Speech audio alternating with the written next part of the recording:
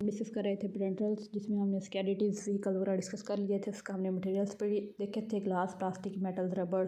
उसकी रिक्वायरमेंट्स भी देखी थी, ग्लास की टाइप्स देखी थी, प्लास्टिक की थर्मोप्लास्टिक, थर्मोसेटिंग टाइप्स देख ली थी, मेटल तो रबड़ की टाइप्स देख ली थी, मेटल के tin, aluminium, lead, iron, rubber की बुटाइल रबड़, न्यूट्राइल रबड़, क्लोरोप्रीन रबड़, सिलिकॉन रबड़ वगैरह। इसकी हमने प्रोसेसिंग के स्टेप्स देखे थे।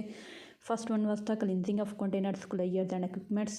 सेकंड वन था collection of materials. Third pre-sterilization. Fourth, preparation of parental products. Fifth, filtration. Sixth, filling.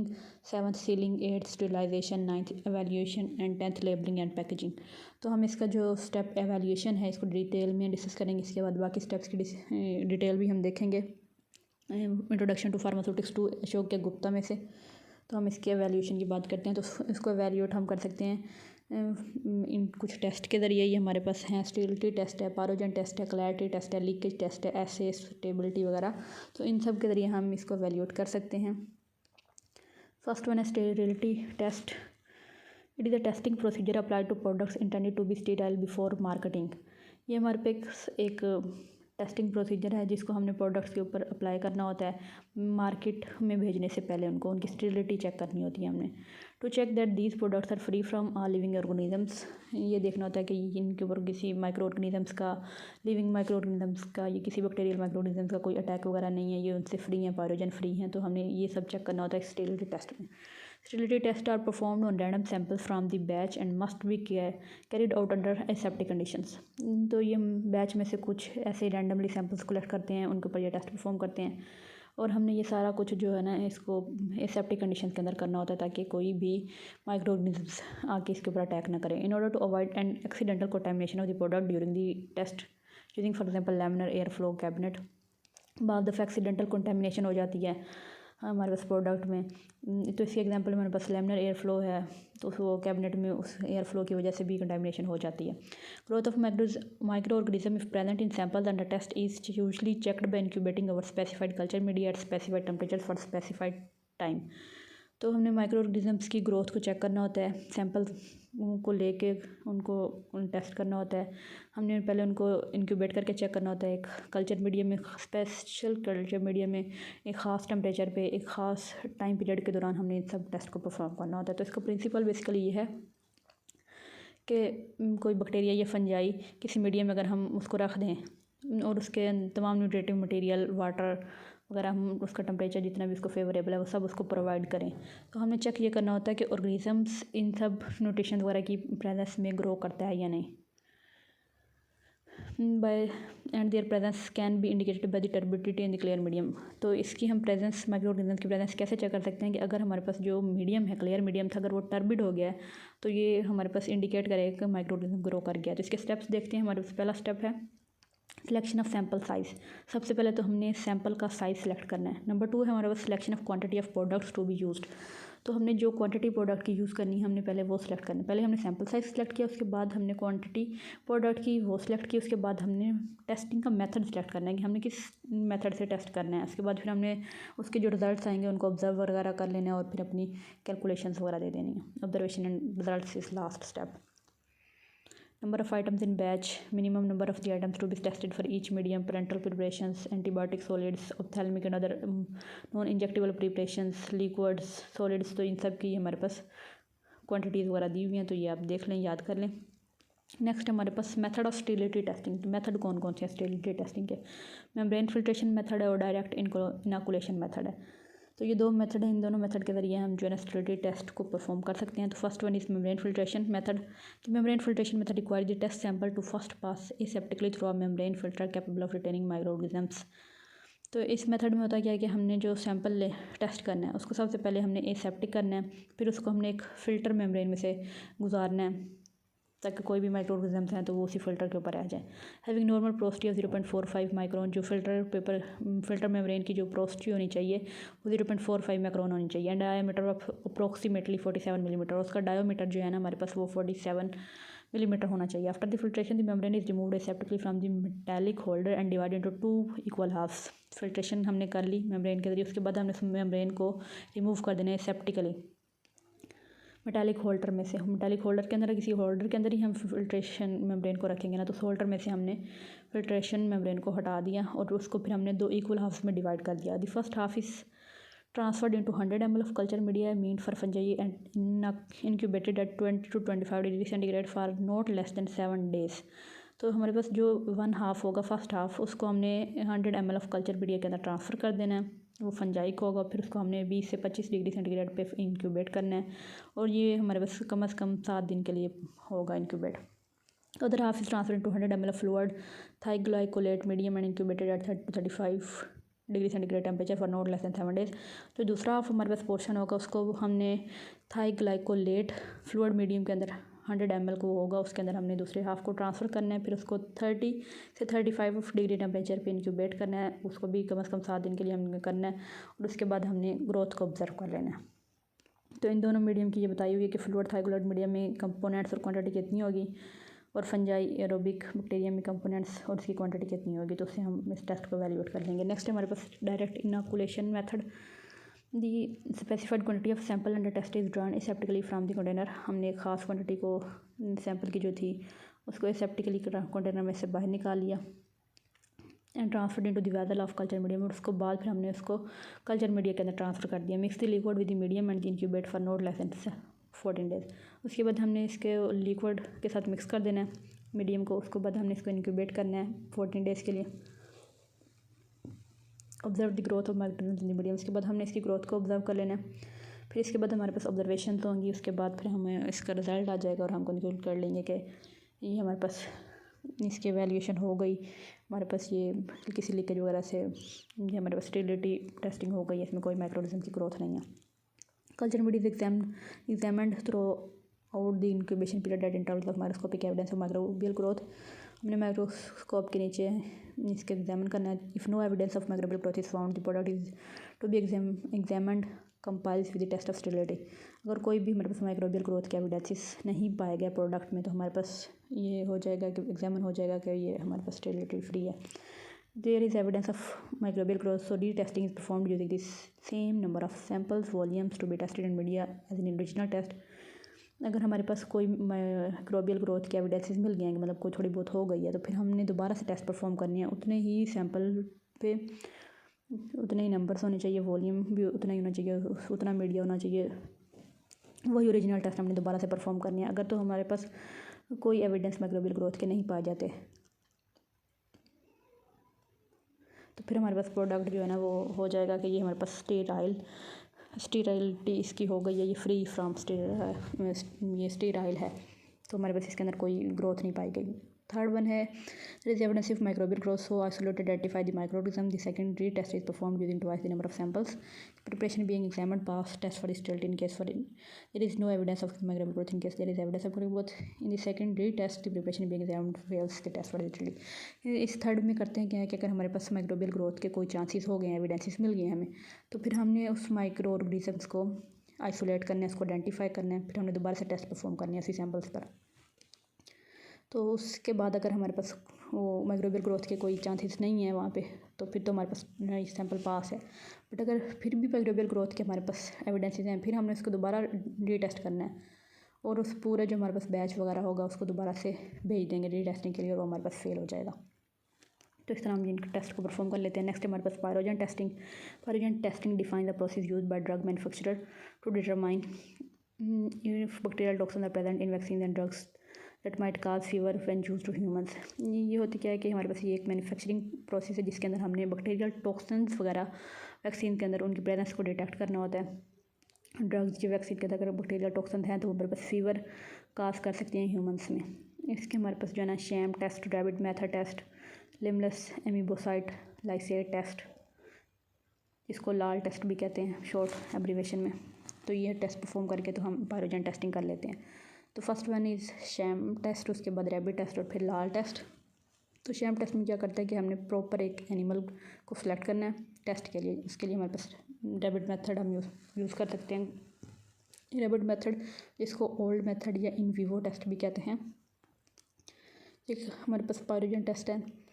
Fever producing agent, pyrogen क्या है, एक फीवर प्रोड्यूस करने वाला एजेंट है। Metabolic products of micro organisms, they are soluble, filterable, thermostable, non volatile. तो ये जो हमारे पास होते हैं माइक्रो ऑर्गेनिजम्स, ये सोलबल होते हैं, फिल्टरेबल होते हैं, थर्मोस्टेबल होते हैं, नॉन वोलाटाइल होते हैं। तो अगर हम पायरोजन के सोर्सेज चेक करें तो वो हमारे पास solvents, drugs, additives, operators use in manufacturer containers में भी सोर्सेज ऑफ पायरोजन। तो जो हम मैन्युफैक्चरिंग के टाइम पे जो सॉल्वेंट्स, ड्रग्स, एडिटिव्स, कंटेनर्स वगैरह यूज़ कर रहे हैं तो वो हमारे पास पायरोजन के सोर्सेज हो सकते हैं। Method of storage in between preparation and sterilisation में also cause development of pyrogens. तो जब हम स्टोर जिस मेथड से कर रहे हैं प्रिपरेशन के बाद वाले टाइम में, तो वो भी हमारे पास पायरोजन की डेवलपमेंट करवा सकते हैं। Every item must be A pyrogenic and method of storage must not allow any bacterial growth. तो इसलिए हम कहते हैं कि हमारे पास जो भी हम मेथड अप्लाई कर रहे हैं तो हमारे पास ए पायरोजेनिक होना चाहिए, और जो हम स्टोरेज कंडीशन हम ले रहे हैं तो वो भी बैक्टीरियल ग्रोथ से फ्री होनी चाहिए, उनमें कोई बैक्टीरियल ग्रोथ नहीं होनी चाहिए। Rabbit test consist of measuring the rise in body temperature in healthy rabbits after the intravenous injection of sterile test solution.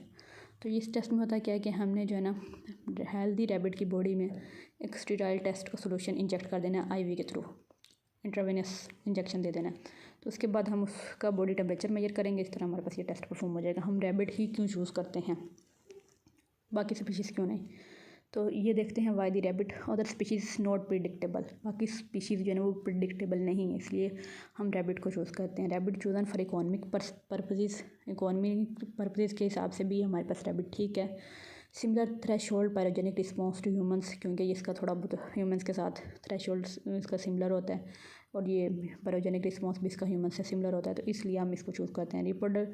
Reproducible pyrogenic response, तो इसकी जो रिप्रोडक्टिविटी होती है पायरोजन रिस्पॉन्स के वाले से वो भी सिमिलर होती है, इसलिए हम रैबिट को चूज़ करते हैं। Requirement for the rabbit pyrogen test, rabbit must be healthy and mature. इसकी रिक्वायरमेंट सबसे पहले ये है कि हेल्दी होना चाहिए, कोई इसको डिजीज़ कुछ नहीं होना चाहिए, मैच्योर होना चाहिए। Either sex can be used, each waiting not less than 1.5 kg। कोई भी हम इसका जेंडर चूज़ कर सकते हैं, मेल फीमेल, बट उसका जो वेट होना चाहिए वो 1.5 kg से कम नहीं होना चाहिए। Must be individually housed between 20 and 23 degree centigrade. तो इसको कैसे हाउसिंग्स में रखा जाना चाहिए, उसका टेम्परेचर कितना होना चाहिए, तो हमारे पास 20 एंड 23 डिग्री सेंटीग्रेड टेम्परेचर होना चाहिए जहाँ पे हम इसको रखें। Not showing any loss of body weight during the week proceeding the test. तो जब हम इसका टेस्ट वगैरह परफॉर्म कर रहे हैं, प्रोसीड कर रहे हैं, तो तब इसका कोई बॉडी वेट लॉस नहीं होना चाहिए। Equipment and material use in the test, glassware, syringes, needles, ये सब भी हमारे पास जो है ना जो इक्विपमेंट वगैरह यूज़ कर रहे हैं वो पायरोजन फ्री होने चाहिए। उनको हम 250 डिग्री सेंटीग्रेड पे हीट कर लें, कम से कम 30 मिनट के लिए हम उनको हीट करें, या फिर हम कोई दूसरा अदर रिटेनिंग बॉक्सेस वगैरह भी यूज़ कर सकते हैं। Do not use any rabbit having, कोई ऐसा रैबिट यूज़ नहीं करना चाहिए जिसके अंदर ये प्रॉपर्टीज़ होनी चाहिए कि उसका टेम्परेचर 39.8 डिग्री सेंटीग्रेड से ज़्यादा हो, या टेम्परेचर वेरिएशन 0.2 डिग्री सेंटीग्रेड से ज़्यादा हो। जब हम दो उसकी सक्सेसिव रीडिंग ले लें इनिशियल टेम्परेचर डिटर्मिनेशन के टाइम पे, तो 0.2 से ज़्यादा वेरिएशन तो हमें वो रैबिट यूज़ नहीं करना चाहिए। इसका मेथड देखते हैं। The test is carried out in AC room, dissolve the substance being examined और dilute with the pyrogen free saline solution. सबसे पहले हमने टेस्ट को AC रूम के अंदर कैरी करना है ताकि उसका टेम्परेचर जो हमें रिक्वायर है वो हो। उसके बाद हमने जो है ना डाइल्यूट सोल्यूशन को free saline solution, pyrogen free saline solution को जो है ना उसको डाइल्यूट कर लेना, तो उसको फिर सब्सटेंस के अंदर डिजोल्व कर देना।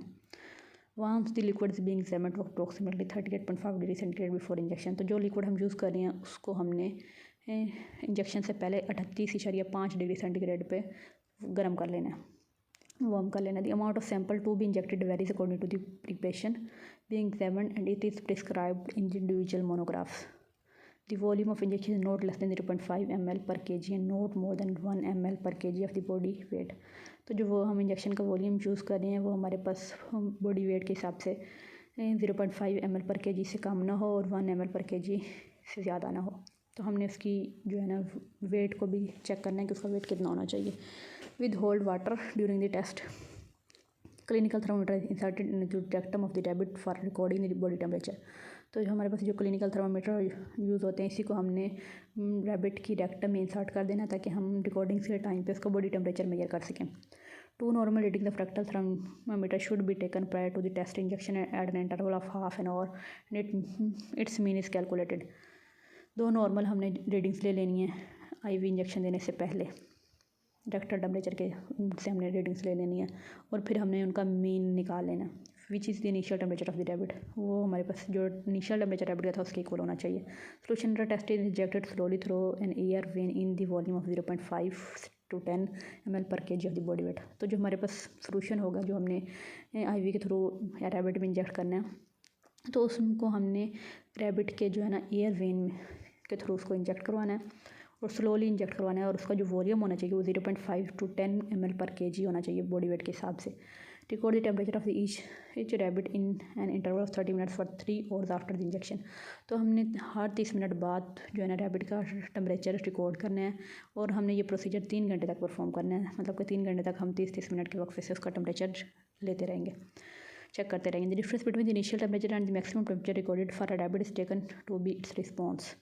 जो हमने इनिशियल टेम्परेचर उसका लिया था रैबिट का इंजेक्ट करने से पहले, और जो हमने एंड पे लिया है रिकॉर्डिंग मैक्सिमम टेम्परेचर की रिकॉर्डिंग थी, तो वो हमारे पास इनका डिफरेंस ले लेंगे तो हमारे पास इसका रिस्पॉन्स होगा। When this difference is negative, the result is counted as a zero response। जब हम इनिशियल और मैक्सिमम टेम्परेचर की रीडिंग्स का डिफरेंस निकालेंगे, तो जो डिफरेंस हमारे पास अगर नेगेटिव आ जाता है तो हमारे पास जो रिस्पॉन्स होगा वो ज़ीरो होगा, तो इस रिजल्ट को हम ज़ीरो रिस्पॉन्स काउंट करेंगे। Interpretation of results: if the sum of the response of the group of 3 rabbits does not exceed 1.4 degrees centigrade times, and if the response of the individual rabbit is less than 0.6 degrees centigrade, the preparation being examined pass the test. अगर हमारे पास responses का सम 3 rabbits का 1.4 degree centigrade से exceed ना करे, या फिर हमारे पास इंडिविजुअल रैबिट का जो है ना रिस्पॉन्स 0.6 डिग्री सेंटीग्रेड से लेस हो, तब हम जो है ना टेस्ट को कहेंगे कि ये हमारे पास पास हो गया, एग्जामिनेशन हमारी ठीक है।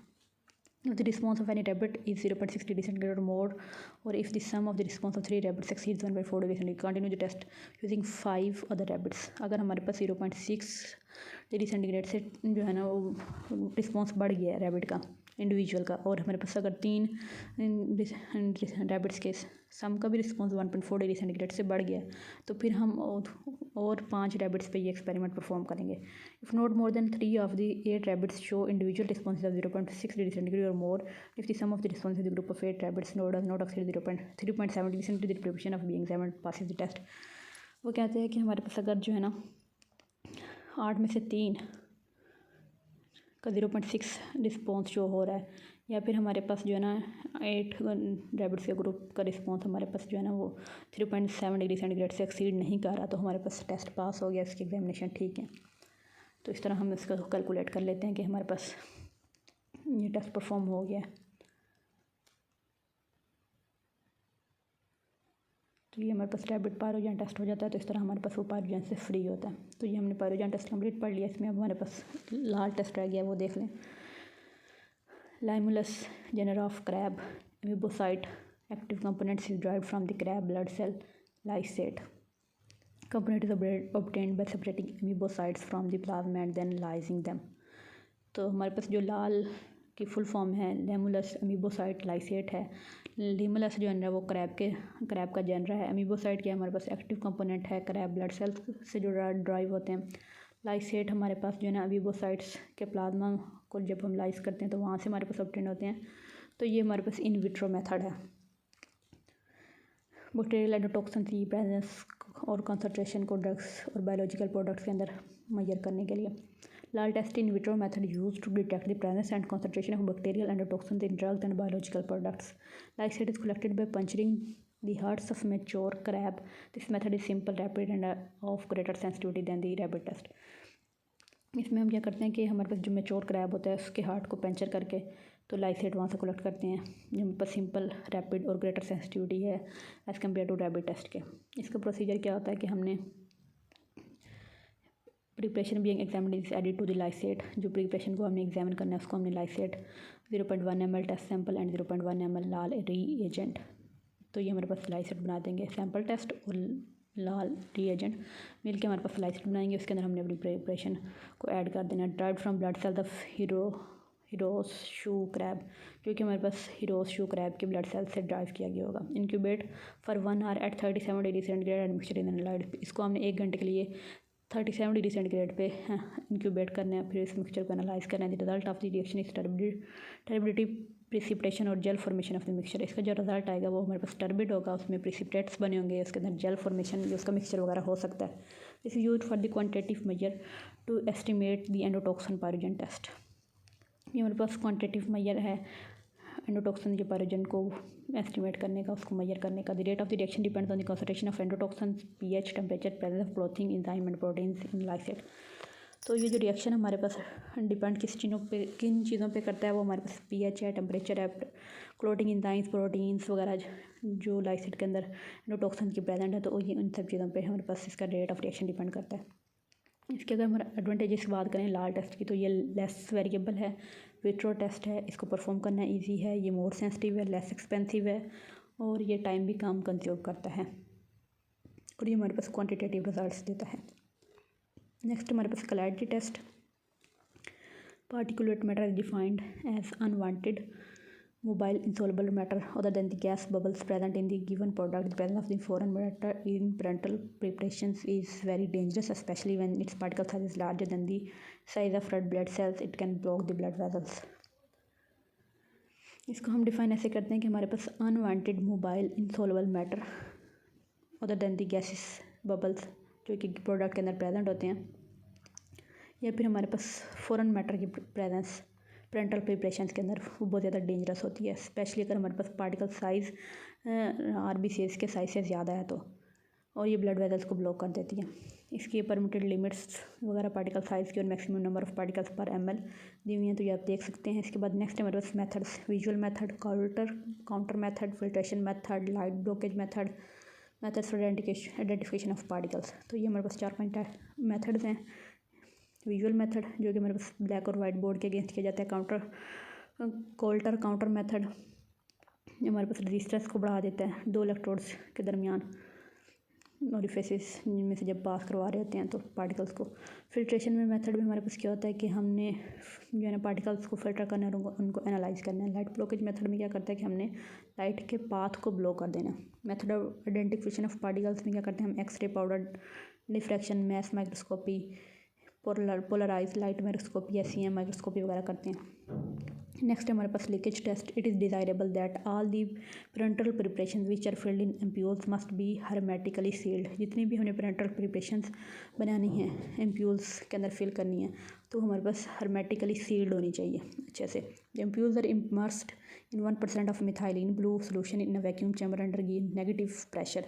ये जो एम्प्यूल्स हमारे पास होंगे वो 1% मिथाइलिन ब्लू सोल्यूशन के अंदर इमर्स्ड हो वैक्यूम चैम्बर के अंदर, और उसका जो प्रेशर होना चाहिए वो नेगेटिव होना चाहिए। When the vacuum is released the coloured solution will introduce ampoules having defective ceiling. ये वैक्यूम को हम रिलीज़ करते हैं तो उसका जो कलर्ड सोल्यूशन होता है वो हमारे पास एम्प्यूल्स के अंदर एंटर हो जाता है और वो हमारे पास इसकी सीलिंग को डिफेक्टिव बना देता है। Pressure of dye in the ampoule confirm the leakage and hence rejected. जो डाई का प्रेशर होता है एम्प्यूल्स के अंदर वो उसकी लीकेज को कंफर्म कर देता है और इस तरह हम इसको रिजेक्ट कर देते हैं। तो ये हमारे पास लीकेज टेस्ट परफॉर्म हो गया। इसके अलावा हम देखते हैं कि बुक में ये किस तरह से दिए हुए हैं, तो वो भी हम देख लेते हैं। इंट्रोडक्शन टू फार्मास्यूटिक्स 2 में पेरेंटल मैन्युफैक्चरिंग में जो मैंने स्टेप्स आपसे कहे थे, तो आप देख सकते हैं मैन्युफैक्चरिंग ऑफ पेरेंटल प्रिपरेशंस में first one washing cleaning of containers, closures, equipments, तो वो ये हमारे पास दिया हुआ है तो यहाँ से अपडेट कर सकते हैं। उसके बाद है कलेक्शन ऑफ मटेरियल्स, ये रहा हमारे पास। उसके बाद कंपाउंडिंग ऑफ प्रिपरेशन, ये रहा। नेक्स्ट हमारे पास फिल्ट्रेशन, तो वो ये रहा। उसके बाद नेक्स्ट हमारे पास distributing the preparation in final containers, वो ये रहा। सीलिंग द कंटेनर्स, वो ये है हमारे पास टॉपिक। उसके बाद स्टेरिलाइजेशन है, लेबलिंग एंड पैकेजिंग है, intravenous, large volume parentals, small volume parentals, तो ये सब हमने देखा थे। टोटल पेरेंटल न्यूट्रिशन TPN भी हमने देख लिया था। इसके बाद इसकी हीमोडायलिसिस वगैरह ये सब हमने देखा था। तो हमारे पास जो लास्ट टॉपिक था वो था एवेल्यूएशन ऑफ पेरेंटल प्रिपरेशन। तो ये रहे इसके कुछ टेस्ट हैं, sterility test, pyrogen test, clarity test, leak test, तो ये हमने सब रीड आउट कर लिए हैं। मज़ीद आपको अगर डाटा चाहिए तो वो आप यहाँ से देख सकते हैं, स्क्रीनशॉट लेके इजीली पढ़ सकते हैं। इसकी ये डायग्राम भी शो करवाई गई है पैरोजन टेस्ट की। तो ये हमारे पास टॉपिक कंप्लीट हो गया। इसके अलावा अगर आपके पास कोई क्वेश्चन है, क्वेरी है, तो आप कमेंट बॉक्स में पूछ सकते हैं। Thank you.